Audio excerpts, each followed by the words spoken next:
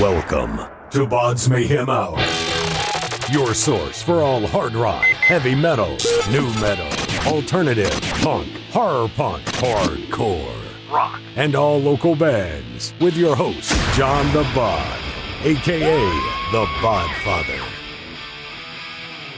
This is James Agusta of Anamorph, and you're listening to BODS Mayhem Hour. The views and opinions of the guests do not necessarily reflect the views and opinions of BODS Mayhem Radio Network, its staff, affiliates, or sponsors. Parental discretion is advised.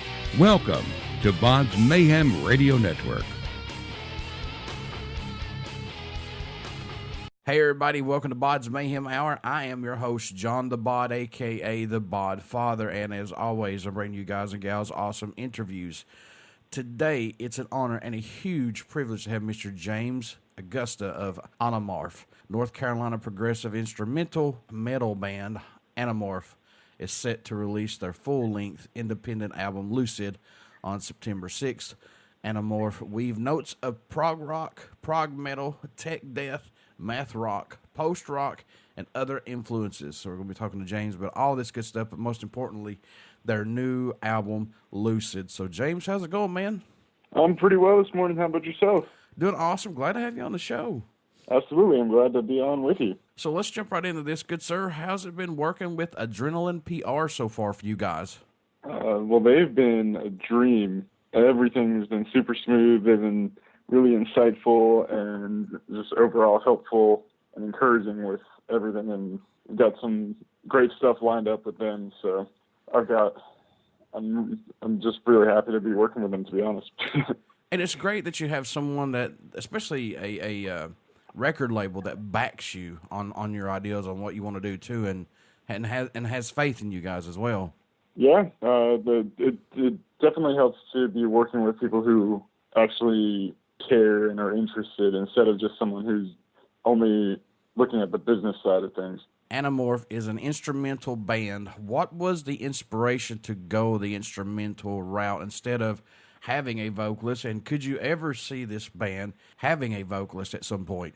Yeah, so I guess the decision kind of came pretty naturally because we are always, when we write the songs, we're very instrumentally focused. And over time, we kind of just realized that the songs were so focused on the instrumentals that it would be really difficult to, A, fit vocals in there, period, and B, find someone who would do the job appropriately to be able to match the quality standard that we hold for the instruments.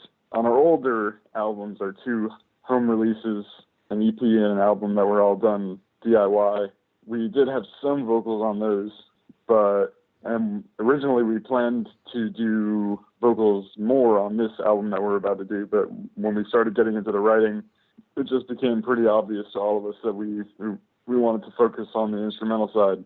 I wouldn't say we're 100% closed off to ever having a vocalist in the future, but we're so picky about everything, and we'd probably even be more picky about vocals than anything else because it can really make or break your music. The chance of us finding that perfect person is so low that we're pretty much assuming it's never going to happen.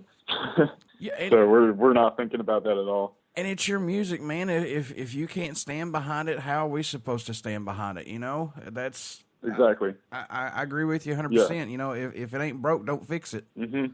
Yeah, as an artist, you don't want to. If you feel wishy-washy about your own music, then that's a bad start. Yes. Yes, exactly. I agree 100% with you, my friend. This is Anamorph's new album entitled Lucid. In today's music world, some bands only put out an EP or an album, and then they're done. You know, how does it feel for you guys to still be able to put out some music, and just how today on how music is, especially independently?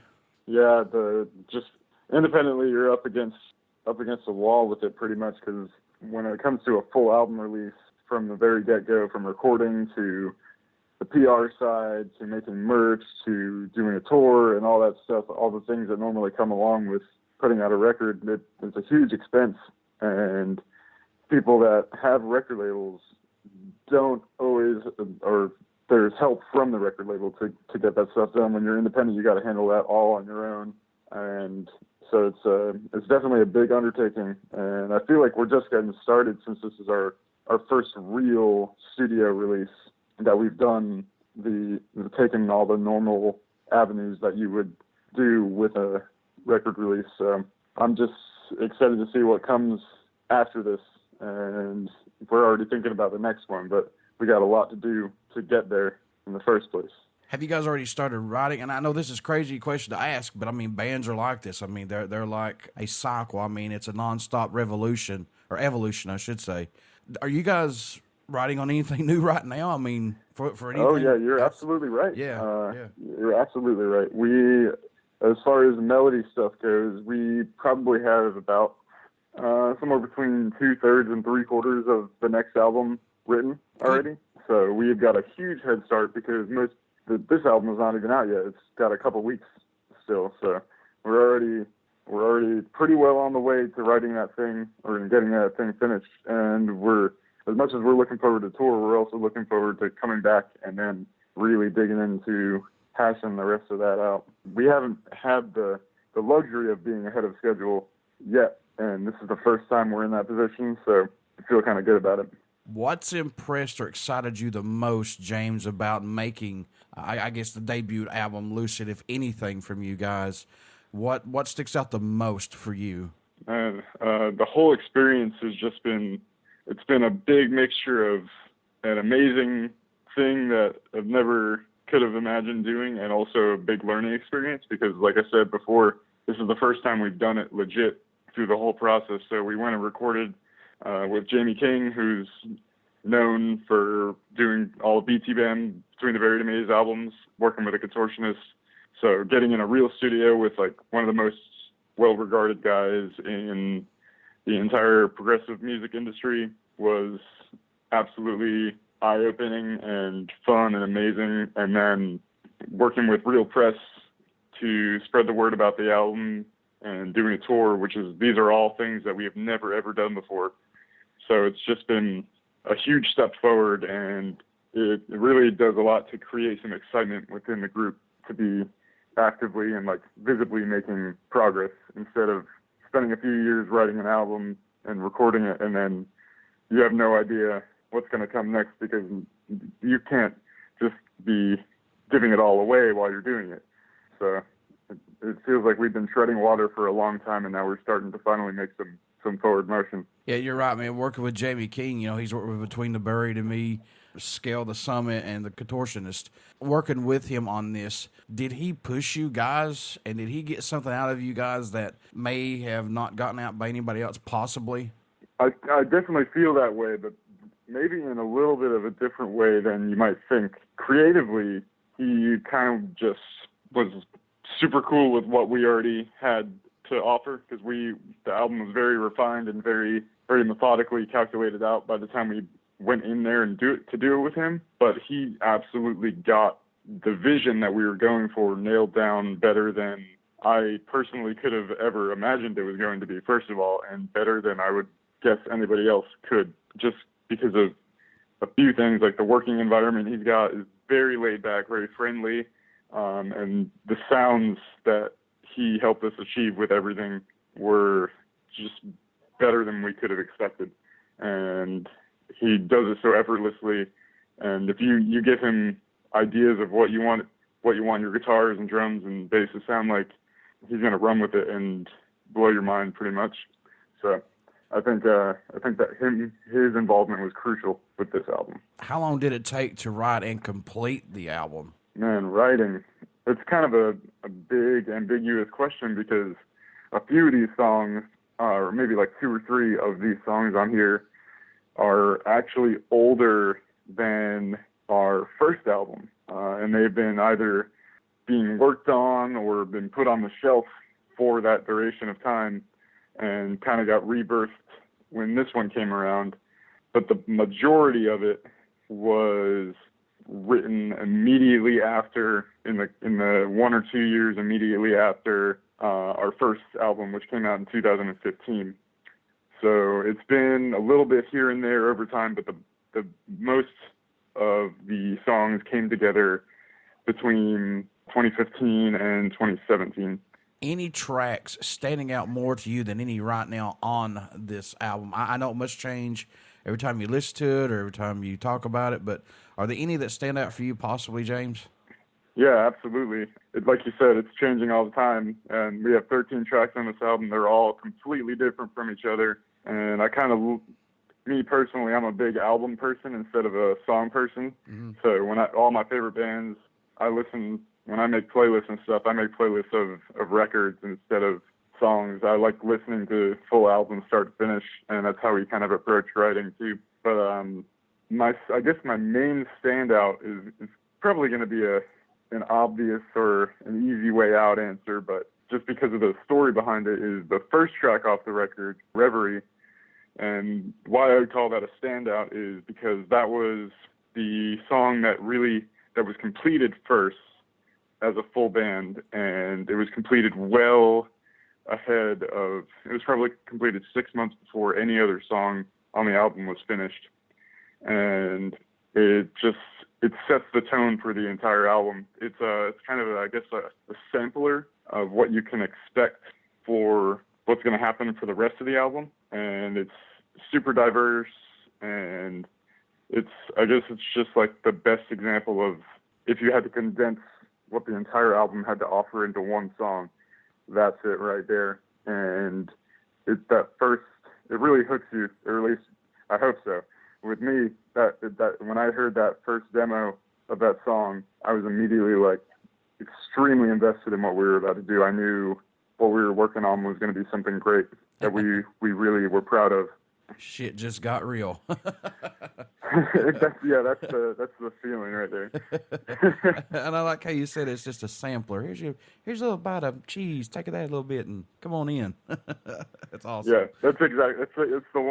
That's the perfect way to put it. Like, that's the one that invites you into the album. That's good, man. Was it hard to choose between the current set of tracks, which one would be the first single or a video or that you guys wanted to release and push, or was it hard to choose one at all, possibly? So with this album, we did 4 different videos. One was a music video, and then we did a bass playthrough, a guitar playthrough, and a drum playthrough, which at this point in time, the music video, the bass playthrough, and the guitar playthrough are out. The drum playthrough, I think, comes out next week. But we wanted, like, obviously the music video is the big release out of all of those, because it's a little bit more in-depth than just sitting down and playing the song. And we originally were thinking the music video was going to be for Reverie, that first track. And Sean and I deliberated on it. Sean is the guitarist, or one of the guitarists, but he has been a founding member of the band. So we deliberated on it for a little while, and eventually we started leaning towards Breakthrough being the music video track. And the more we thought about it, the more it seemed like a really, really good idea. And that's what we ended up going with, Breakthrough, which is the 7th track, which is right smack in the middle of the album. And I think that was a really good decision to go with that one, because it's really diverse, and it's still technical, but it's also very energetic and fun. So it has a wider reach, I think, than the opening track. What do you hope everyone takes away from your music, or message you hope they hear while listening to it, or just any of Anamorph's music in general, James? What do you hope everybody gets from it? I think, generally speaking, we want to be a thought-provoking musical storytelling band. So we want this to be music that you can sit and ponder anything over. Something cerebral, I guess. Just let you escape for a while. Yeah, exactly. I like the album art. It's really cool. It's really colorful. I like this. Who did the album artwork for this? Oh man, we are in love with it just as much as anyone else. The artist's name is Leif Olsen, and he is, by trade, I suppose, he's a tattoo artist, which is where he does the most of his work, and that's how I became familiar with him. And he has such a unique style, and he's very good at adapting abstract concepts when given very little to work with. and I just in general love his catalog, and I don't think anyone could really execute what we got with him. So I was pretty dead set once I thought about it a little bit. I was dead set on using him, and it was absolutely the right call. Like it's an incredible piece. Yeah, it is. I like it. It's really colorful too, folks. I'm telling you right now, you want to get out and check this album art out because it's very, very colorful. It's very cool, and it's kind of trippy too. So it kind of fits the name Lucid of the album. So it's really cool, I think. Absolutely. So this band formed around 2012-ish. 2012. Do you see this band still musically growing, James, from where it started, or has it been just more of a personal growth? And do you like the road that the band is going in now? Oh, absolutely. That's the driving force of ours is just growing all the time and evolving the sound and really honing in what we're out to do. And that has been constantly happening from release to release. And I can tell you, without saying too much about it, because we're still waiting on this album right now, but the next album is a continuation of that evolution and really refining the sound and the songwriting and overall becoming more mature, which is something that we've been really focused on from release to release. And I'm really excited for what comes after this because it's an even more polished version of this band that we've been growing since 2012. Now, I know no one is reinventing the wheel of music right now, but what does Anamorph bring to that table for music to add, possibly? And that's, even though it's kind of one of those goals, it's like, can you really do it? Is it even a possible thing? Like, reinventing the wheel is something we're always striving to try to do. As far as compositions and the approach to just music in general, like there seems to be a divide between good songwriting and being really talented at your instrument, like having a lot of skills shown off in the songs themselves. And we're trying to marry those concepts and kind of definitely break the wheel when it comes to rhythmic writing. That's a really important aspect of music that oftentimes get overlooked, and it really can be the difference maker in whether your music sounds unique or if it sounds derivative. So we're trying to pretty much, at least when it comes to me, I pretty much throw out a lot of the preconceived notions of what patterns should be and more try to write something unique that only works with the melody that I'm given by Sean and Cole. We're pretty much trying to be a group that only sounds like us and can only sound like us because of the way we approach writing the songs. Now, I know you're the drummer of the band, but do you like to do anything differently, or anybody in the band like to do anything differently during the writing and recording process? And I know that's two concepts. To do anything to keep your mind fresh and open, to not get bored, not get stale. Do you do anything that helps you out possibly? Well, I can't speak for everyone else. I know Sean's just really good at it in general, so whatever he's doing is working out. What he pitches to me is just, it sounds alien compared to other music I hear. So it's always a good starting point when you're hearing something and it's like, okay, I don't know what to do with this, so now I got to think about it for a while. But when it comes to me, I listen to, what helps me a lot is I listen to tons and tons and tons of different styles of music, and it's a constantly rotating cycle of things. Like I'll go from listening to something really crazy and heavy to some more pop or ambient oriented stuff, and like anything in between that. And I try to kind of suck up as much influence from styles you wouldn't expect me to be influenced by, being a progressive metal player, and kind of let that seep into my own ideas about songwriting when it comes to drumming.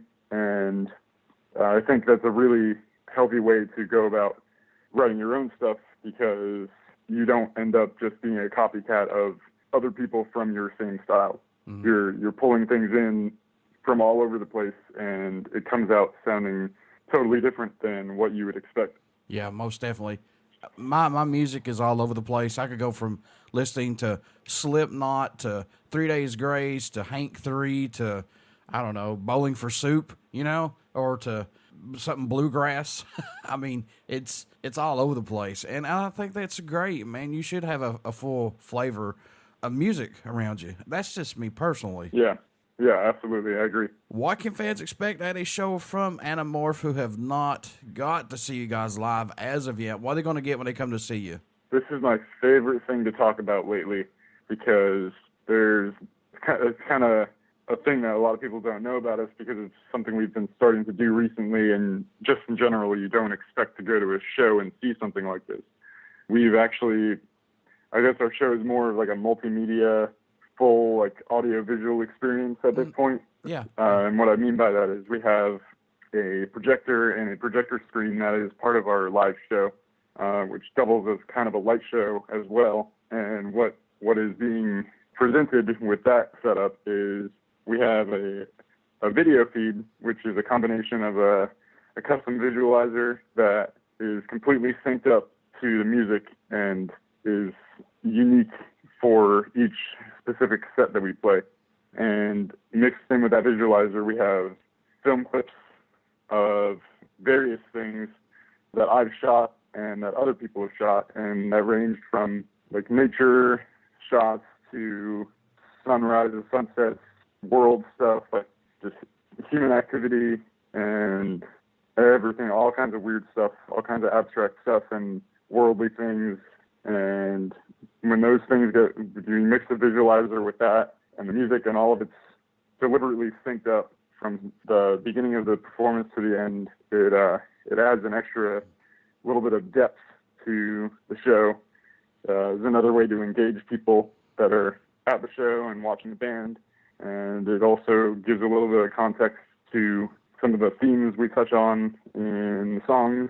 So it's overall a really fun little additional element to the show, and not a lot of people are kind of pulling something out like that. So it's a nice way to make a stamp for yourself at any place you show up. Yeah, I think it's crucial to have a great live show. I don't care if you're not using, you know, theatrical stuff or lighting, you know, just like you guys doing. You have to have a great live show no matter what you're doing. You have to, hands down. Mm-hmm. I agree. What made you want to become a musician, James? What was that spark for you that said, yeah, I want to do that? Man, so my backstory is so weird because I don't have a lot of memory of this, but my family tells me that this is true, so I'm just going to have to believe them. So they say that I was always asking to play drums since I was very young, and I have no recollection of this at all. The first time I remember wanting to play drums was when I was about 5th or 6th grade, and that is when I actually ended up getting a drum kit. And it was a hobby thing for a while. I really liked playing, and eventually just started growing more and more attached to it. And I was kind of raised around music because my dad went to school for music when he was younger, and he was always a big music fan. He had multiple instruments all around the house, was playing them, was exposing me to them, and I was exposed to a lot of that classic rock when I was younger, especially some of the more weird stuff like Frank Zappa or John McLaughlin and the Mahavishnu Orchestra, Emerson, Lake and Palmer, King Crimson, stuff like that. And that stuff went way over my head when I was younger, and now it turns out that those kind of acts are huge influences on the style of music that I'm playing now, so it kind of just came full circle.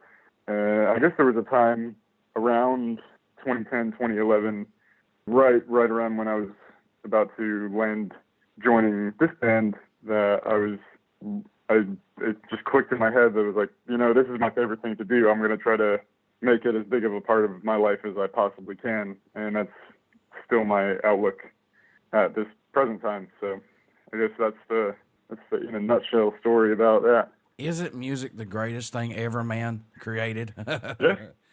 Yeah. I don't think I would really enjoy life very much without it.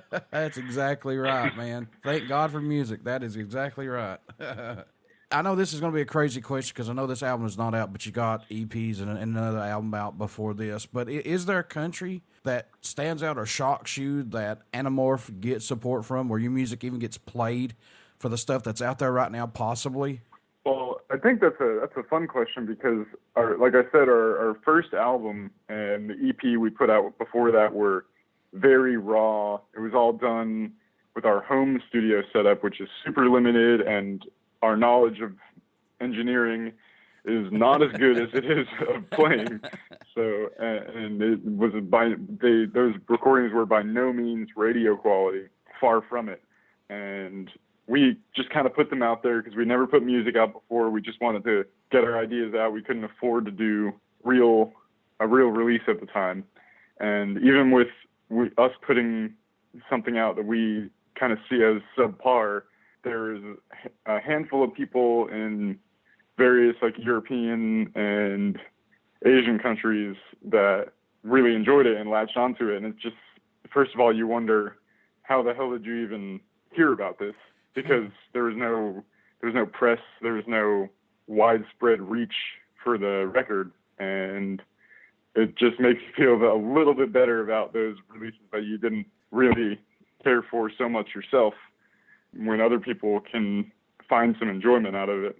And it makes me feel even more confident going into this upcoming album because I feel like we have something legitimate to offer this time. See, and that's the thing about it, man. You know, when you put stuff out there like that, someone will appreciate it. You know, that's the thing about that's how crazy how music is right now. You know, somebody will appreciate it when you put stuff out there like that. Yeah. So we're living in the digital era of recording albums to get music out quicker, like you guys have done previously. And plus now we got social media to reach out to more folks to let them know of Anamorph. Do you guys like this as a DIY band to reach out to more people and things like that? Yeah. It's pretty much we've got in a position we're at with no record label or anything. You got to take every opportunity and every avenue, and you kind of got to work a little bit harder because it's tough to reach people when you don't have a following really, or someone who's going to really put you out there and force people to listen to you. And when you're representing yourself, it's a huge uphill battle. So you got to scrap for everything, and it's not something that comes in a huge wave. Yeah, you kind of have to build up a core of people who legitimately care about you, and then hope that word of mouth grows it from that point. Is there a band on the bucket list for you, James, that you would like to tour with, or maybe even do an old school album split with, possibly?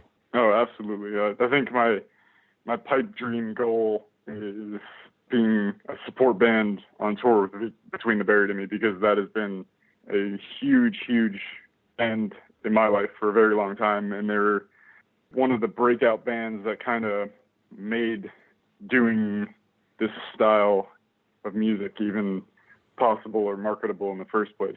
I definitely see them as a turning point in the history of metal music and progressive music in general. And obviously they're probably on average like 15, 20 years older than, maybe not 20, but like something like 15 years older than us.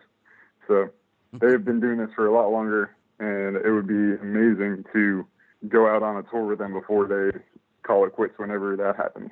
Did you have a go-to album or song that just lets you escape when you were young, or even maybe now? Do you still go back to that album or that song possibly? Yeah, now is an easier question because when I was young, I didn't have as deep of an appreciation for music as I do now. When I was younger, much younger, I listened to a lot of songs instead of like complete albums. But I would say the album that I can constantly go back to on almost a daily basis and still love it and feel fresh is the album Subsume by Cloudkicker. And it's just extremely well written. It's so emotional, and the textures in the album are just, it's a perfect, when you say the word escape, that's a perfect example of what I see that album as. It's just, and that's an instrumental album too, but I feel like it tells a very emotive story with no words, and the songwriting from song to song is just incredible, and I don't think I could get bored of it. Yeah, and I hope folks take this when they listen to an instrumental album. You don't have to have words. Just lay back, relax, rest, shut your eyes, and just go on your own journey. It's not, it's not that hard. You can do your own thing with it. Yeah, that's another cool thing about the instrumental band is people can make it a more personal thing when it's up to interpretation on how they want to feel about certain songs. Folks, you want to get out and pick up Anamorph, new album that's coming out September 6th, entitled Lucid. It's going to be independently released by these guys, and you want to get out and support them and do anything that you can to help these guys out and give them a fair shot. Instrumentals is just as good as any other albums that are out there. Please give this band a chance. James, how can folks keep in touch with you guys? Buy this album when it comes out, your old stuff, merchandise, tour dates, when you do go on tour. How can they do that? Sure. So you can get access to us anywhere we are online if you go through our website, which is www.anamorph.online. On that website, you can pre-order or buy the physical copies of the album on CD, digipack, and vinyl. We also have all of our merch up there and all links to all of our social medias, which we're active on Facebook, Instagram, Twitter.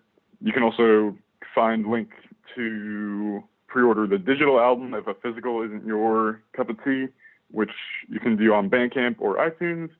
And as far as streaming goes, we are everywhere there is music online, all the big and small streaming services out there. So we are everywhere and probably can cater towards whatever your preferred media consumption method is. And our tour dates are also on the website too. Forgot to mention that. James, before I let you go, good sir, would you care to do a promo for the show? Yeah, absolutely. This is James Agusta of Anamorph, and you're listening to BODS Mayhem Hour. Everybody stick around. We got some great stuff coming up, and you only hear these interviews right here on BODS Mayhem Hour and BODS Mayhem Radio Network. Please get out and check out our Facebook page. It has our podcast link, YouTube link, and hopefully soon our Twitch link. I know I've been saying that for months, but we're working on it. And also, please, it's very important to get out and like and subscribe our YouTube page. Everything, anything, BODS Mayhem Hour is going up on that. And plus our podcast link, you want to get out and check that out. Please get out and also check out Anamorph's debuted album called Lucid, which is going to be released September 6th independently. Like I said earlier, give this band a shot. Instrumental music is just as important as a regular album, folks. These guys can kick ass with anybody else that's out there right now. So, James, I wish you guys the best of luck from here on out. And anytime you want back on the show, man, you're more than welcome to. Absolutely. Well, I appreciate it. And thanks for having me, John. It's been great talking to you about stuff.